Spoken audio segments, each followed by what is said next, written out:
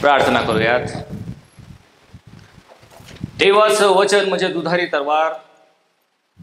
प्रभू, तुझं वचन मला योग्य रीतीने हाताळता यावं आणि त्याच्याद्वारे केवळ तुझ्या पवित्र नावाचं गौरव व्हावं असं तू कर.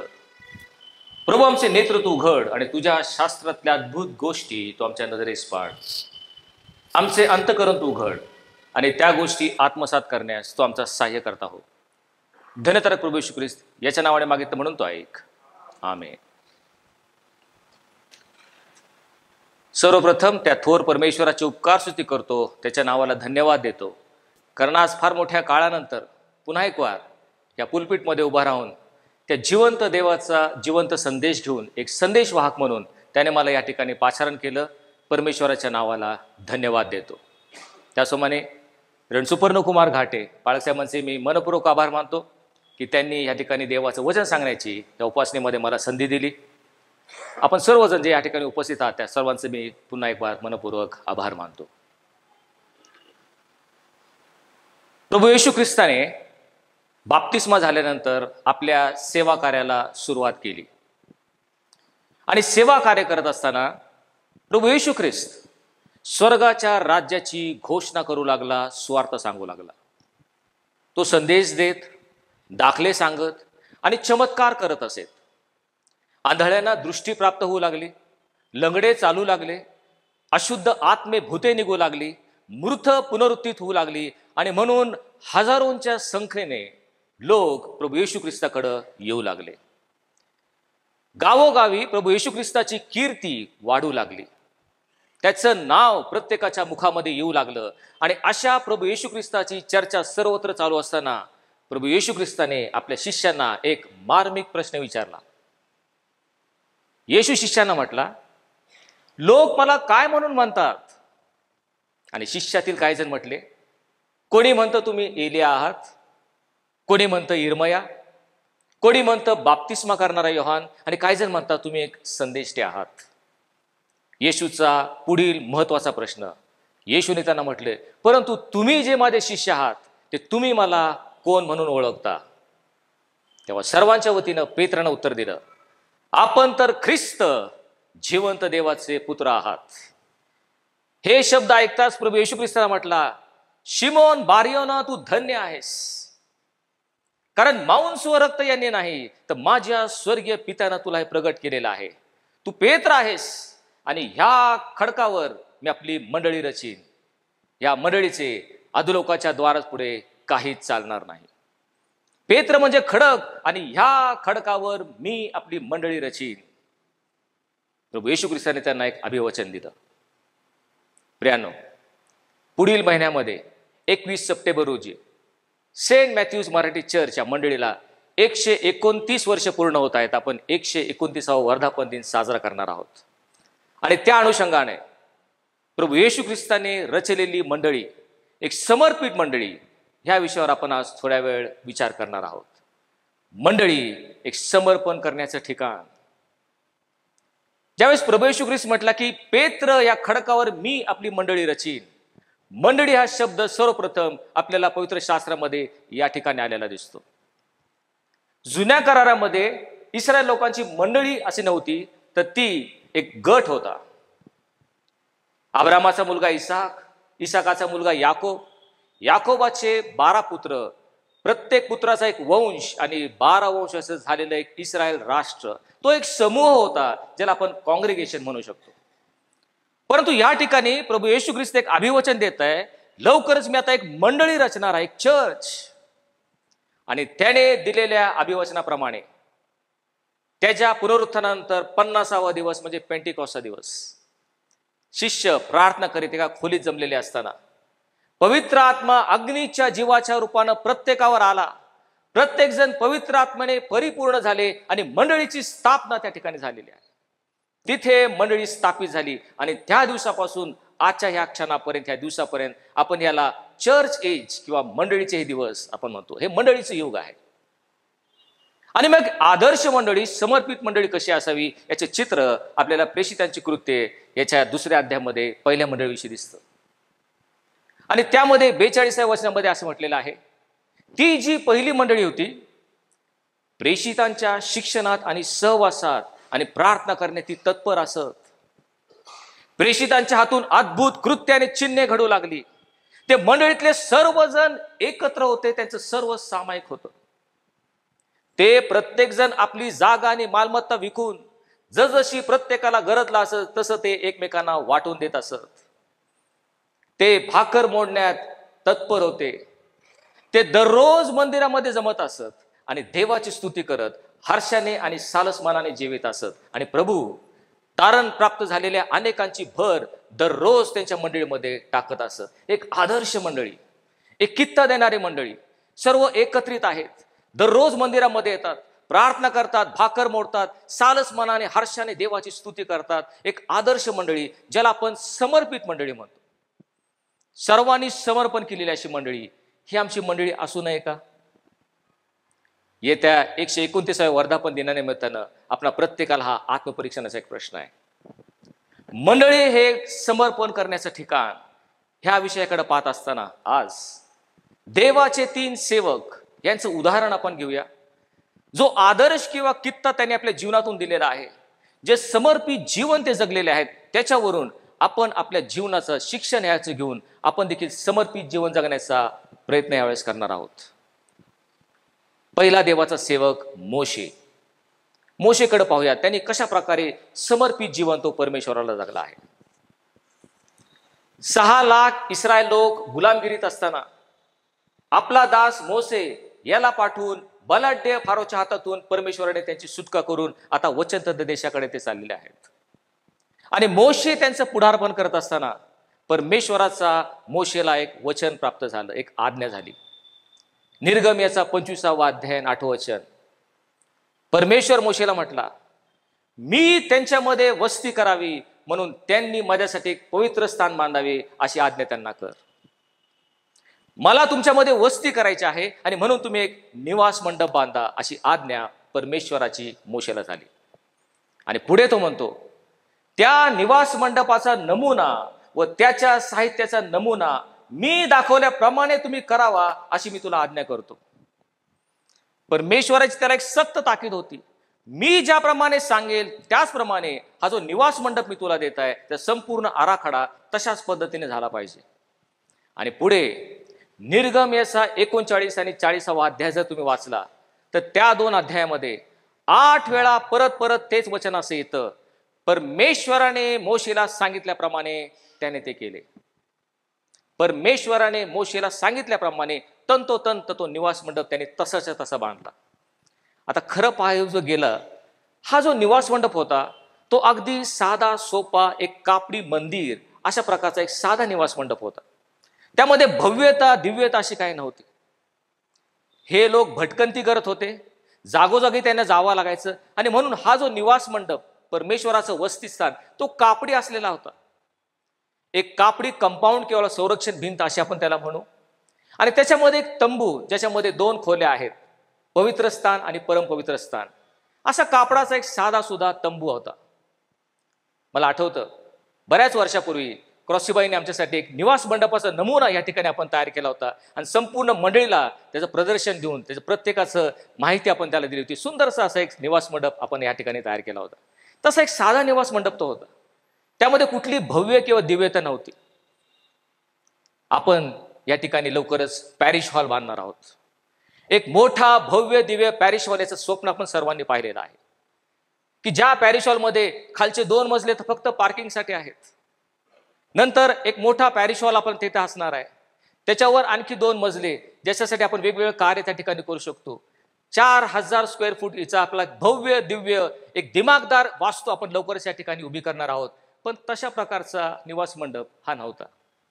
अगदी साधा सुद्धा कापडी, फारसं काय त्यामध्ये डोळे पारणे फेडणारे असं त्या ठिकाणी नव्हतं.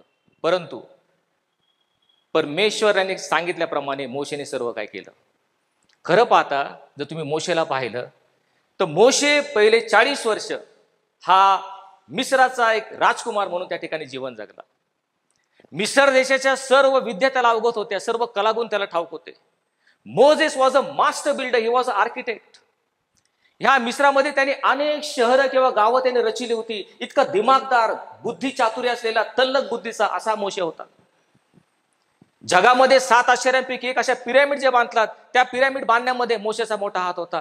जर मोशे म्हटला असता, परमेश्वरा तुला जर निवास मंडप बांधायचंय तर माझ्यावर सोड, मी एक आर्किटेक्ट आहे, मी एक मास्टर बिल्डर आहे, मिस्रामध्ये अनेक शहरं मी रचलेले आहेत, लोकांच्या डोळ्याचे पारण फेडतील, भव्य दिव्य दिसेल असा एक मस्त मी निवास मंडप तुला बांधतो, सर्व काय माझ्यावर सोपवून दे, असं मोशे म्हटलं नाही.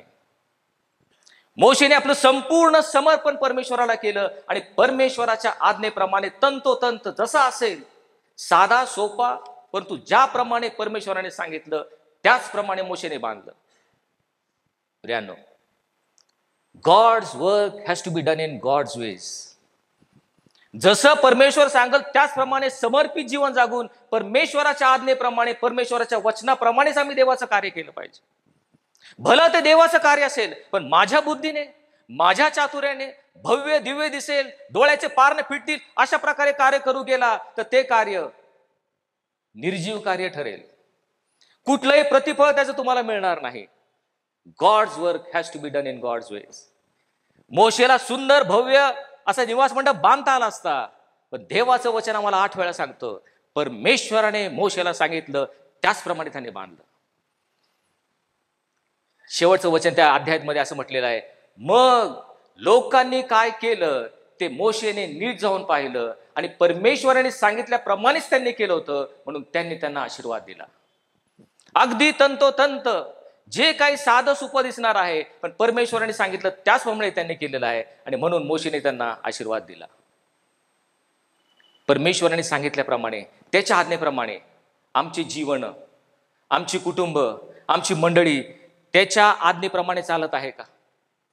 का माझ्या स्वतःच्या बुद्धीने, चातुर्याने, माझ्या ताकदीने, माझ्या कर्तृत्वाने जर मी कार्य करू लागलो तर ते कार्य लाकूड, गवत आणि पेंडा यांनी बांधल्यासारखं होईल. आणि त्या बांधकामाचं काय होईल हे आम्हाला संत पौल करंथीकराच्या पत्रामध्ये सांगतो. जो कोणी बांधकाम करत आहेत फार सावधगिरीने बांधकाम करावं. कोणी सोनं, रूप आणि मोलवान पाषाण याचं बांधकाम करतं, कुणी लाकूड, गवत आणि पेंडा यांनी बांधकाम करत आहेत. त्यामुळे सावध राहा, कारण शेवटच्या दिवशी परीक्षा होईल, परीक्षा अग्नीने होईल. आणि ज्याचं बांधकाम लाकूड, गवत आणि पेंड्याने केलेलं असेल भस्म होईल, त्याला कुठलाही मोबदला मिळणार नाही. आज जे तुमचं सेवा कार्य आहे कोणत्या पद्धतीने तुम्ही करत आहात, भलं ते परमेश्वराने सांगितल्याप्रमाणे आम्ही केलं पाहिजे, आमच्या स्वतःच्या बुद्धीने, चातुर्याने नाही. आणि मग परमेश्वराने सांगितल्याप्रमाणे मोशेने केलं, समर्पित होऊन केलं, आपल्या सर्वांचं समर्पण करून, आपली बुद्धी चातुर्य बाजूला ठेवून, आपलं कर्तृत्व बाजूला ठेवून परमेश्वराच्या आज्ञेप्रमाणे केल्याचा परिणाम काय झाला तर 40व्या अध्यायातलं शेवटचं वचन आम्हाला सांगतं, मग देवाचं गौरव त्या निवास मंडपावर प्रगट झालं. ज्याप्रमाणे परमेश्वराने सांगितल्याप्रमाणे समर्पित जीवन जागून आम्ही कार्य करतो, देवाचं गौरव आमच्या जीवनामध्ये, आमच्या कुटुंबामध्ये, आमच्या मंडळीमध्ये प्रगट होतं. परंतु परमेश्वराच्या आज्ञेप्रमाणे आम्ही कार्य केलं पाहिजे. आणि म्हणून मोशेचं एक उदाहरण, एक आदर्श नक्कीच आमच्या समोर आहे. स्वतःचं मानवी कर्तृत्व, बुद्धी, चातुर्य बाजूला ठेवून परमेश्वराने आदल्या प्रेमाने ज्यावेळेस त्याने कार्य केलं, देवाचं गौरव त्या कार्यामध्ये आलं, देवाने त्याला पसंती दिली. आम्ही आमचं जीवन, आमची मंडळी देवाच्या, परमेश्वराच्या वचनाप्रमाणे त्याच्या आज्ञा चालत आहोत का? तरच देवाचं गौरव त्याच्यामध्ये प्रगट होईल. दुसरी एक व्यक्ती ज्याच्याविषयी आपण पाहणार आहोत ती म्हणजे दावीद. दाविदाने देवाला समर्पण कसं केलं, त्याप्रमाणे आमच्या मंडळीमध्ये समर्पण कसं झालं पाहिजे, प्रत्येक सभाचं समर्पित जीवन जगणारा कसं असलं पाहिजे, दाविदाचं सुंदर उदाहरण आमच्या डोळ्यासमोर आहे. यरूशलेमेचं मंदिर जे शल्मोनाने, दाविदाचा मुलगा शल्मोनाने बांधलं, त्या मंदिराकडे थोड्या वेळ येऊयात. जे भव्य मंदिर बांधण्याची दाविदाची मनोमन इच्छा होती, परंतु परमेश्वर त्याला म्हटला, तू युद्धप्रिय आहेस, तुझ्या हातून खूप रक्तपात झालेला आहे आणि म्हणून तुला ते बांधता येणार नाही. आणि म्हणून दाविदाने संपूर्ण मंदिराची शस्त्र सामग्री गोळा केली, संपूर्ण आराखडा तयार केला, परंतु मंदिर त्याचा मुलगा शल्मोन याने बांधलं. पण ज्यावेळेस मंदिर बांधलं त्यावेळेस ते कशा पद्धतीने बांधलं हे पाहणं फार महत्वाचं आहे. उगाच शल्मोन गेला, कुठली जागा पाहिली, मनातील तसं त्या ठिकाणी मंदिर बांधलं असं झालं नाही. तर ज्या जागेवर त्याने ते यरूशलेमेचं मंदिर बांधलं तो अति महत्वाची जागा, त्याला एक आत्मिक, आध्यात्मिक अर्थ आहे हे आम्ही समजून घेतलं पाहिजे. शल्मोनाने बांधलेलं यरुशलेमेचं मंदिर कोणत्या जागी बांधलं हे जर आपल्याला पाहायचं असेल तर दुसरा इतिहास याचा 3रा अध्याय आणि पहिलंच वचन, त्यामध्ये ते जागेचं वर्णन दिलेलं आहे. त्यामध्ये असं म्हटलेलं आहे, मग परमेश्वराने यरुशलेमेस मोरिया डोंगरावर दाविदाला दर्शन दिलं होतं. त्या अर्नानी यबुसी माणसाच्या खळ्यात मोरिया डोंगरावर परमेश्वराचं मंदिर बांधण्यास शल्मोनाने सुरुवात केली. कुठं त्याने बांधलं मंदिर, त्याचा तुम्हाला एक्झॅक्ट पत्ता तुम्हाला मी सांगत आहे. तो पत्ता म्हणजे यरुशलेमेत मोरिया डोंगर. मोरिया डोंगरावर अर्नान यबुसी ह्या मनुष्याचं खळं म्हणजे जिथं कंस तोडली जातात तिथे एक मोठी जागा, त्या खळ्यावर शल्मोनाने मंदिर बांधण्यास सुरुवात केली. परमेश्वराने दाविदाला सूचित केलं होतं, ह्याच ठिकाणी तुला मंदिर बांधायचं आहे. तुला चांगलं वाटेल अशी एखादी दुसरी जागा असेल, पण तुझ्या बुद्धीला पटेल, भव्य दिव्य वाटेल अशा कुठल्याही ठिकाणी मंदिर बांधू नकोस. मी सांगल त्याच जागी तुला ते मंदिर बांधलं पाहिजे. यरुशलेमेत मोरिया डोंगरावर अर्नान यबुसी या मनुष्याच्या खळ्यात त्या जागेवर तुला ते मंदिर बांधायचं. ह्या जागेवर का, याचं एक महत्वाचं कारण आपल्याला या ठिकाणी दिसत आहे. त्या ठिकाणी एक अति महत्वाची घटना घडली होती की ज्यामुळे परमेश्वर त्या जागेवर संतुष्ट होता, प्रिय होता, आणि म्हणून त्या जागेवर तू मंदिर उभा कर असं परमेश्वराने त्याला निक्षून सांगितलं. आणि दाविदाने देखील शल्मोनाला तेच सांगितल्यामुळे तिथेच मंदिर बांधलं गेलं की जिथे आज आपल्याला ते मंदिर त्या ठिकाणी दिसत आहे, ती जागा दिसत आहे. त्या जागी काय झालं होतं, दावीद राजा असताना परमेश्वराचा वैभवी हात, पराक्रमी हात त्याच्या पाठीशी होता. आणि म्हणून दावीद अनेक युद्ध जिंकला आणि तो एक पराक्रमी राजा म्हणून इस्रायलच्या सिंहासनावर विराजमान होता. एकदा दाविदाला एक कुबुद्धी सुचली आणि दावीद आपला सेनापती योआब ह्याला म्हटला, इस्रायलामध्ये जे सर्व सैनिक आहेत, योद्धे आहेत, शूरवीर आहेत, त्यांची गणती कर, गणना कर. तेव्हा योआब सेनापती दाविदास म्हटला, महाराज परमेश्वर आपल्या बाजूचा आहे. आतापर्यंत त्याचा पराक्रमी हात आपल्या पाठीशी आहे. आपल्यासाठी परमेश्वर युद्ध जिंकतो. आपण सर्वस्वी परमेश्वरावर अवलंबून आहोत. मग मनुष्यांची गिनती करून परमेश्वरावर आपला अविश्वास का प्रगट करावा? का तुम्ही गिनती करत आहात? तरीही राजाच्या शब्दापुढे योआबाचं काहीच चालना असं पवित्र शास्त्र आम्हाला सांगतं. राजा म्हटलं, नाही, काय जरी झालं तरी तू सैनिकांची गिनती कर, मला माहिती पाहिजे आपल्याकडे किती सैनिक आहेत. आणि मग सेनापती योआब यांनी गिनती करण्यास सुरुवात केली. त्यावेळेस इस्रायल राष्ट्र उत्तरेपासून दक्षिणेपर्यंत म्हणजे दान पासून बेरशिबा अशी ती जागा होती. जसं आपण भारताला काश्मीर ते कन्याकुमारी म्हणतो, तसं इस्रायलमध्ये दान हे जे शहर आहे तिथून खाली दक्षिण म्हणजे बेरशेबा असं ते इस्रायल राष्ट्र होतं. आणि मग योआबाने सैनिकांची गणती केली. त्यावेळेस इस्रायल राष्ट्राचे 2 भाग झाले होते. उत्तरेला इस्रायल म्हणायचे, दक्षिणेला यहुदा प्रांत होता. इस्रायलामध्ये 8 लक्ष योद्धे हे त्याने मोजले आणि यहुदामध्ये 5 लक्ष सैनिक किंवा इस्रायली सैनिक आपल्याकडे आहेत. एकूण 13 लक्ष सैनिक अशी माहिती योआबाने दाविदाला दिली. परंतु ही गणती झाल्यावर दाविदाचं मन त्याला खाऊ लागलं.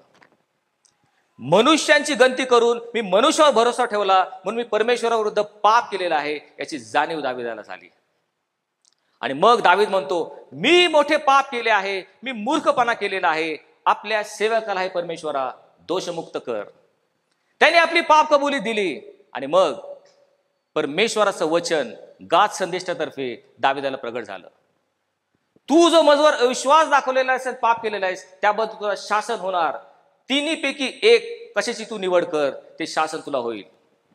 3 गोष्टी मी तुझ्या पुढे ठेवत आहे, त्यातली 1 मी तुझ्या बाबतीत करेन. त्या 3 गोष्टी कोणत्या? इस्रायल देशामध्ये 7 वर्ष दुष्काळ, किंवा 3 महिने शत्रूंचा तुझ्या पुढे पाठलाग, तू पळत राहशील जीव घेऊन, तुझ्या मागे शत्रू येतील 3 महिने, किंवा 3 दिवस इस्रायलामध्ये मरी येईल. ह्यापैकी तुला कोणतं पाहिजे? आणि दाविदाने विचार केला, मनुष्याच्या हातात पडण्यापेक्षा परमेश्वराच्या हातात पडलेलं बरं. तो म्हटला, 3 दिवस मरी हे शासन मला मान्य आहे.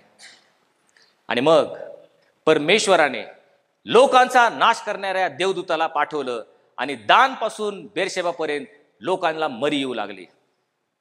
दानपासून खाली दक्षिणेकडे येत असताना एका दिवसामध्ये इस्रायलामध्ये 70,000 लोक मरण पावले, असं पवित्र शास्त्र आम्हाला सांगतं. एकच हाहाकार माजला. जसं कोरोनाची स्थिती आपली झाली तसं एका दिवसात 70,000 लोक वरपासून खालपर्यंत येऊन मरू लागले. दावीद अस्वस्थ झाला, तो बेचैन झाला. परमेश्वर आहे, तू काय करत आहेस? इतके लोक आज माझे मरण पावलेत, एका दिवसात 70,000 लोक. त्याच वेळेस गाद संदेश त्याकडे आला आणि तो म्हटला, तू परमेश्वराला अर्पण कर, न जाणो परमेश्वराचा कोप कमी होऊन तो तुझं अर्पण स्वीकारेल आणि मरी थांबेल. तोपर्यंत ही मरी कुठे आली होती तर गाद दानपासून सुरू होऊन ती खाली यरुशलेमेत मोर्या डोंगरावर आर्नान यबुसी नावाचा जो मनुष्य होता त्याच्या खळ्यापर्यंत ती मरी येऊन पोहोचली. तिथपर्यंत लोक मरत होते. मग दाविदाला वाटलं, खरोखर मी अर्पण करून परमेश्वराचा कोप मी शमवेल. आणि म्हणून तो पळत सुटला. कुठे गेला? मोर्या डोंगरावर, जिथे आर्नान नावाचा मनुष्य आहे, त्याचं खळ आहे, ती जमीन आहे, त्या ठिकाणी तो धावत पळत गेला. आणि त्या ठिकाणी जाताच आर्नान यबुसी याने पाहिलं, इस्रायलाचा राजा दावीद आपल्याकडे येत आहे. आर्नान पळत त्याच्याकडे गेला. त्याने जमिनीला लावून या राजाला दंडवत घातलं, त्याचा सन्मान त्याने ठेवला. आणि मग तो म्हटला, महाराज आपलं इथे येण्याचं प्रयोजन काय आहे? तेव्हा दावीद त्याला म्हटला, तुझपासून हे कळ विकत घ्यावं अशी माझी इच्छा आहे, कारण लोकांवरील मरी थांबावी म्हणून परमेश्वराला मी अर्पण करणार आहे. ज्या ठिकाणी मंदिर बांधलं जाणार होतं त्या ठिकाणची घटना आपण पाहत आहोत. दावीद त्याला म्हणतो, हे खळ, ही जी जमीन आहे ही मी विकत घेणार आहे. त्यावेळेस आर्नान यबुसी त्याला म्हटला, तुम्ही इस्रायलाचे राजे आहात, महाराज जे काय माझं आहे ते सर्व तुमचं आहे. पहा, ही खळ्यातली जी जमीन आहे ती मी तुम्हाला देतो. हे जे माझे बैल आहेत, हे बैल तुम्ही घ्या, त्याचं तुम्ही अर्पण करा. ह्या बैलाचं जे मळणीचं औत आहे ते औत तुम्ही घ्या, लाकड घ्या, ते तुम्ही रचा, वेदीवर ठेवा आणि हे बैल घेऊन तुम्ही अर्पण करा. हे सर्व मी तुम्हाला बक्षीस म्हणून देत आहे, तुमचंच आहे महाराज. त्यावेळेस दावीद आर्नान यबुसी याला म्हणतो, नाही नाही, ह्या वस्तू तुझ्यापासून मी दाम देऊनच घेईन, कारण आपला देव परमेश्वर या फुकटचे होम बली मी अर्पणार नाही. दावीद राजा त्या ठिकाणी मनाचा एक निश्चय करतो, माझा देव परमेश्वर याला फुकटचा होम बली मी अर्पणार नाही. मला काहीतरी दाम दिलं पाहिजे, दाम देऊन मी जागा तुझ्याकडून घेणार आणि मगच मी अर्पण करणार, कारण माझा देव परमेश्वर याला फुकटचं होम बली मी अर्पणार नाही, याचा निश्चय दाविदाने केला. ज्या देवाला मी अर्पण करणार आहे तो सर्व समर्थ सेनाधीश परमेश्वर, ज्याने आतापर्यंत माझा सांभाळ केला, बलाढ्य त्या गल्ल्यादाला मारण्यासाठी त्याने मला सहाय्य केलं, मला त्याने इस्रायलाच्या राजपदावर बसवलं, अनेक युद्ध माझ्यासाठी त्याने जिंकले, आपल्या पराक्रमी हाताने आतापर्यंत त्याने मला सावरलं, अशा परमेश्वराला मी अर्पण करणार आहे. आणि मग तुझं खळं घ्यायचं, फुकटचे तुझे बैल घ्यायचे, तुझं मळणीचं औत घ्यायचं आणि ते मी फुकटच अर्पण करायचं, हा मी परमेश्वराचा अपमान करत आहे. मी परमेश्वराला फुकटचं अर्पण करणार नाही. हे आर्नान यबुसी, खळ, बैल आणि मळणीचा औत ह्याच्या सर्वाची किंमत काय होती ते मला सांग. किंमत देऊन मी परमेश्वराला अर्पण करणार आहे. तेव्हा आर्नान यबुसी त्यास म्हटला, खळ, बैल आणि मळणीचा औत या सर्वांची मिळून किंमत 50 शकेल चांदी. 50 शकेल म्हणजे 500 ग्रॅम, अर्धा किलो चांदी. ताबडतोब दाविदाने अर्धा किलो चांदी मोजली आणि ती आर्नान यबुसीला दिली. आता आर्नान यबुसी, हे खळ मी तुझ्यापासून विकत घेतलेलं आहे. आता हे खळ माझं आहे, हे बैल माझे आहेत, मळणीचा औत माझा आहे. आता मी हे सर्व किंमत देऊन चुकवलेलं आहे आणि म्हणून आता मी अर्पण केलेलं परमेश्वर मला स्वीकारेल, कारण फुकटचा होमबळी मी परमेश्वराला अर्पण करणार नाही. दाविदाचे हे शब्द ऐकताच परमेश्वर प्रसन्न झाला. मी फुकटचं समर्पण त्याला करणार नाही. परमेश्वर शल्मोनाला म्हणतो, ह्याच ठिकाणी तू मंदिर उभार, ज्या ठिकाणी माझा सेवक दाऊद म्हणतो, मी परमेश्वराला फुकटचं होमबळी करणार नाही. मला त्याची किंमत मोजावी लागेल. मी किंमत मोजून काहीतरी त्याग करून सर्वस्वाचं अर्पण करून मी त्या परमेश्वराला अर्पण करणारे त्याच ठिकाणी त्याच जागेवर हे शल्मोना माझं मंदिर उभा केलं पाहिजे. आणि आज परमेश्वर आम्हाला देखील आव्हान करत आहे. सेंट मॅथ्यूज मराठीच्या मंडळीमध्ये प्रत्येक सभासद, प्रत्येक मनुष्य जो निश्चय करेल की मी परमेश्वराला फुकटचं अर्पण करणार नाही, मला समर्पण करण्यासाठी मला किंमत मोजायला पाहिजे, मी त्याग केला पाहिजे, मला काहीतरी मोबदला दिला पाहिजे, माझं जीवन, माझं कुटुंब, माझी मंडळी, मी फुकटचं अर्पण त्याला करणार नाही, किंमत आणि त्याग मोजले जे चार आहेत त्याच ठिकाणी मी एक मंडळी उभं राहील, असं परमेश्वराचं म्हणणं आहे. त्या जागेला अति महत्वाची ती जागा होती, ज्या ठिकाणी परमेश्वर दाविदावर प्रसन्न झाला, कारण तो म्हटला मी परमेश्वराला फुकटचं होमबली अर्पणार नाही. आज सेंट मॅथ्यूस मराठी चर्च मंडळीला 129 वर्ष पूर्ण होत आहेत. आज परमेश्वर मोठ्या आशेने आणि अपेक्षेने पाहत आहेत. आज माझ्यासाठी आपलं जीवन अर्पण करण्यास, त्यासाठी त्याग करण्यास, त्यासाठी किंमत मोजण्यास माझे लोक तयार आहेत का?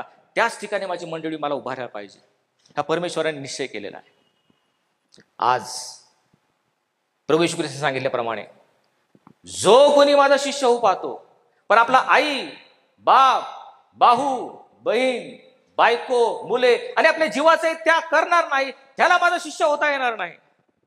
ही किंमत तुम्ही मोजण्यास तयार आहात का? आपल्या सर्वस्वापेक्षा परमेश्वरावर अधिक प्रीती करण्यास तुम्ही तयार आहात का? त्याच ठिकाणी परमेश्वर म्हणतो माझी मंडळी मी उभारणार आहे.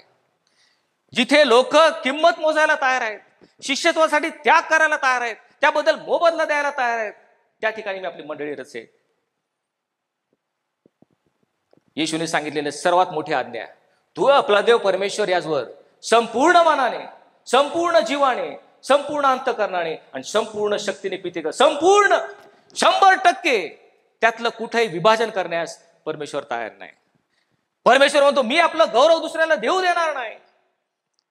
असे संपूर्णपणे आम्ही त्याला तयार आहोत का त्याग करण्यासाठी? त्या ठिकाणी तो म्हणतो आपली मंडळी रच. येशूने म्हटले जो कोणी दररोज आपला वधस्तंभ उचलून आपल्या स्वतःचा त्याग करून मला अनुसरत नाही, त्याला माझा शिष्य होता येणार नाही. या शिष्यत्वाची किंमत मोजायला जे तयार आहेत, त्या ठिकाणी परमेश्वर म्हणतो मी आपली मंडळी रचेन. जो कोणी आपल्या सर्वस्वाचा त्याग करत नाही, त्याला माझा शिष्य होता येत नाही.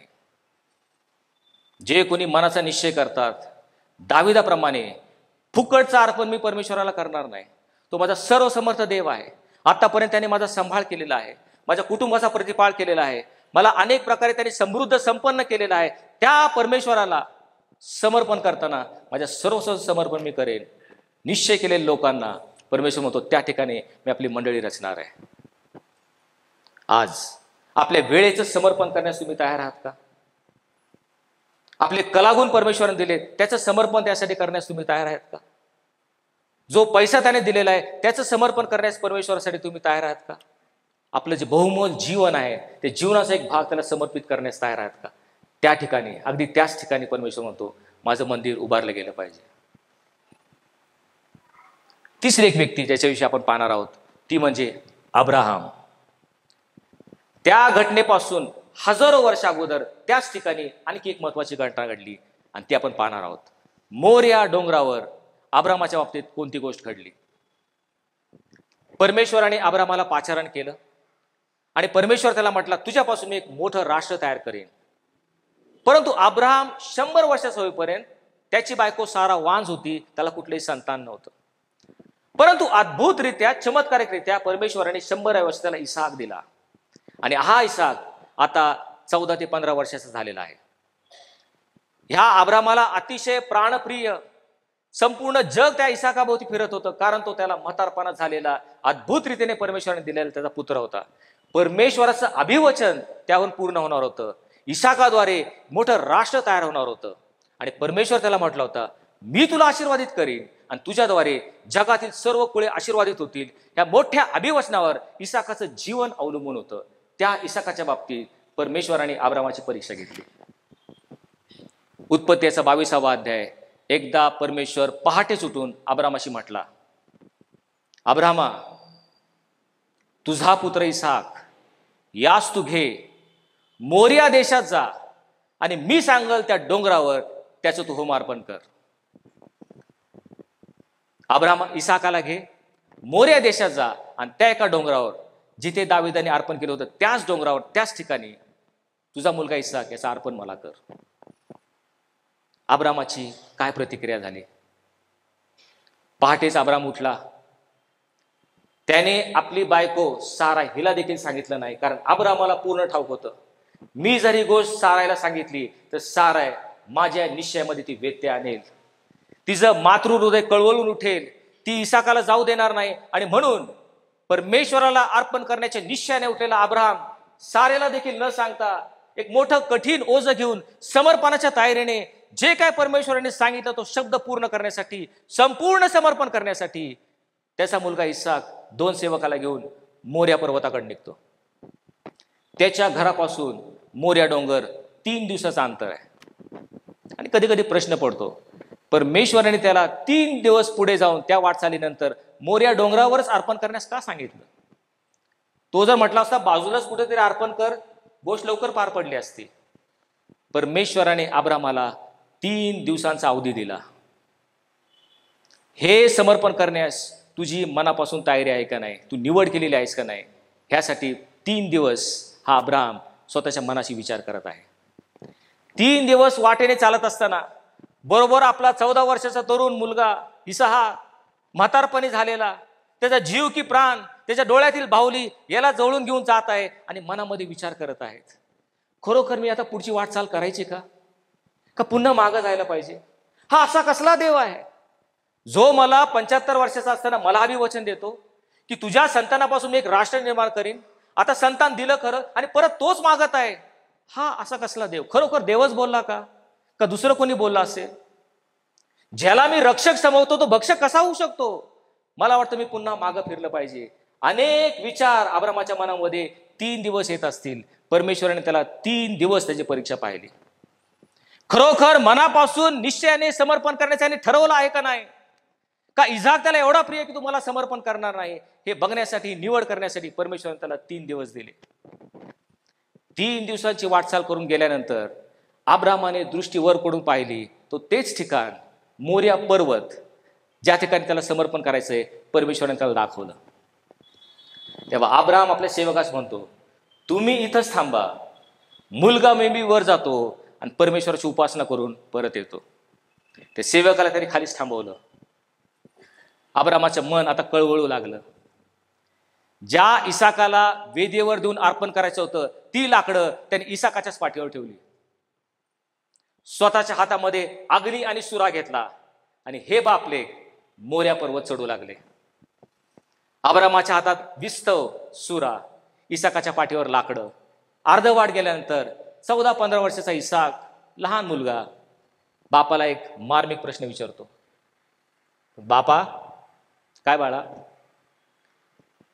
आपल्याकडं लाकूड आणि विस्तव आहे पण अर्पणासाठी कोकरू कुठे आहे? इसाकाचा प्रश्न. त्यावेळेस अब्राम त्याला म्हणतो, परमेश्वर आपल्याला पाहून देईल, परमेश्वर आपल्याला पाहून देईल. अब्राम गेला. त्याच ठिकाणी मोर्या पर्वतावर जिथे दाविदाने अर्पण केलं होतं त्याच ठिकाणी अब्रामाने वेदी रचली. संपूर्ण वेदी रचल्यावर ह्या तरुण इसाकाला हातपाय बांधले. त्या इसाकाला ते वेदीवर ठेवलं. इसाकाने कुठलाही प्रतिकार केला नाही. अब्राम आता विचार करतो, आपल्या मुलाला सुरा काढून आता खुपसायचा आहे. अब्राम म्हणतो, परमेश्वरा 5000 मेंढरं किंवा 5000 एडकं मी इथे अर्पण करायला तयार आहे. परमेश्वरा तुला हवा असेल तर माझ्या जीवाचं मी अर्पण करेल, इथं मी स्वतःला समर्पित करतो. पण परमेश्वरा इसाकाला नको. इसाक माझा परमप्रिय पुत्र आहे, तो माझा जीव की प्राण आहे, तो माझा सर्वस्व आहे, त्याला तू का मारत आहेस? पण हे परमेश्वरा, मी तुला सांगतो, मी तुला फुकटचं होमबली करणार नाही. मला सर्वात जास्त किंमत मोजावी लागेल ते किंमत मी तुला देत आहे. मला सर्वात प्रिय इसाक, तो मी त्याचं अर्पण करतो आणि मी दाखवून देतो की इसाकपेक्षा तू मला प्रिय आहेस. अगदी त्याच ठिकाणी परमेश्वर म्हणतो, जिथे अब्रामाने इसाकाला अर्पण करून आपला सर्वस्वाचा त्याग केला त्याच ठिकाणी मंदिर उभारलं पाहिजे. आणि परमेश्वर आज देखील हेच म्हणत आहे. सेंट मॅथ्यूज मराठीच्या मंडळीमध्ये जिथे प्रत्येक सभासद मनापासून निश्चय करून म्हणेल, माझा इसाक मी अर्पण करण्यास तयार आहे, किती मला किंमत मोजावी लागली तरी चालेल, माझा सर्वात प्राणप्रिय इसाक आहे, जगामध्ये मला सर्वात प्रिय आहे, पण हे परमेश्वरा याचा अर्पण करून त्यापेक्षा मी तुझ्यावर अधिक प्रीती करतो, हे ज्यावेळेस प्रत्येक सभासद म्हणेल, परमेश्वर म्हणतो त्याच ठिकाणी मला मंडळी उभारायची. आज 129 वर्षाकडे वाटचाल चालू असताना आत्मपरीक्षण करूयात. माझा इसाक अर्पण करण्याची माझी तयारी आहे का? तुमचा इसाक कोण आहे? कुठली वस्तू किंवा कुठली व्यक्ती जर तुमच्या आणि देवाच्या मध्ये आड येत असेल, तो तुमचा इसाक आहे. आज त्याचं अर्पण करण्यास तुम्ही तयार आहात का? तुमची नोकरी किंवा तुमचा व्यवसाय हा तुमचा इसाक झालाय का? की देवापेक्षा तुम्हाला प्रिय झालाय, त्यामुळे देवाकडे देण्यास तुम्हाला वेळ नाही, तो तुमचा इसाक आहे का? इसाकाचं अर्पण केलं पाहिजे. तुमचं पती किंवा तुमची पत्नी किंवा तुमची लेकरं जे देवापेक्षा तुम्हाला प्रिय झालेले आहेत, एवढं त्यांच्याकडे लक्ष दिलंय की देवाकडे तुमचं लक्ष नाही, तो तुमचा इसाक आहे. अर्पण केलं पाहिजे. पैशाचा लोभ आणि पैशाचा मोह यामध्ये तुमचं मन इतकं गुंतलं आहे का की देवासाठी तुमच्याकडे वेळ नाही, तो इसाक तुम्हाला अर्पण केला पाहिजे. तुमचा इसाक कोण आहे? हो, तो मोरिया पर्वत चढून जायचा आहे, अर्पण तयार करायचंय, वेदी रचायची, आणि तुमचा जो कोणी प्रिय इसाक असेल, प्रत्येकाचा असेल, इसाक त्यावर अर्पण करायचंय आणि म्हणायचंय, हे परमेश्वरा, तुला मी फुकटचं अर्पण करणार नाही, सर्वस्वाचा त्याग करून मी तुला अर्पण करणार आहे. त्याच ठिकाणी मंडळी उभारली जाईल, देवाची आशीर्वादित मंडळी होईल. आणि म्हणून आज आपण पाहिलं, जर आम्हाला ह्या मंडळीला अंधारातून प्रकाशाकडे न्यायचंय, एक नवी वाटचाल करायची असेल, तर आम्हाला मोशेचं उदाहरण समोर आहे. स्वतःच्या बुद्धी चातुर्याने, कला कौशल्याने, कर्तृत्वाने, ताकदीने नाही प्रियांनो, परमेश्वराने सांगितल्याप्रमाणे, देवाच्या वचनात लिहिल्याप्रमाणे देवाच्या आज्ञेनुसार कार्य करा, तर ते आशीर्वादित होईल, तर त्याचं प्रतिफल मिळेल. ते साधं सोपं असं ना, छोटं का असं ना, पण परमेश्वर त्याला आशीर्वादित करेल. देवाचं गौरव त्याच्यामध्ये प्रगट होईल.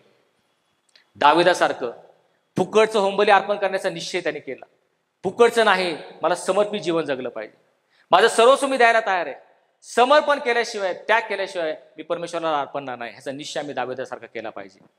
आणि अब्रामासारखं मला सर्वात प्रिय गोष्ट माझा इसाक, तो मला अर्पण केला पाहिजे, तरच त्या ठिकाणी परमेश्वर म्हणतो, या मंडळीमध्ये मी गौरव प्राप्त करेन, त्याला मी आशीर्वादित करेल. प्रार्थना करूयात. परमेश्वर, आज या मंडळीला तुझ्या वचनाच्याद्वारे तू अनेक गोष्टी सांगितलेल्या आहेस. हो प्रभू, 129 वर्षाची आमची ही मंडळी आहे. आतापर्यंत त्याला तू आशीर्वादित केलंस, तुझ्या कृपेमध्ये राखलंस. येथून पुढे वाटचाल करत असताना होय प्रभू, समर्पण करणारी मंडळी, जिथे प्रत्येक मंडळीचं सभासद स्वतःचं जीवन, कौटुंबिक जीवन समर्पित करून तुझ्या आज्ञेप्रमाणे जगण्यासाठी तुझ्या पवित्र आत्म्याचं मार्गदर्शन प्रत्येकाला तू कर, अशा मी तुझ्याकडे प्रार्थना करू. धन्यवाद प्रभू येशू ख्रिस्त, याच्या नावाने मागितलं म्हणून तो आहे. आमेन.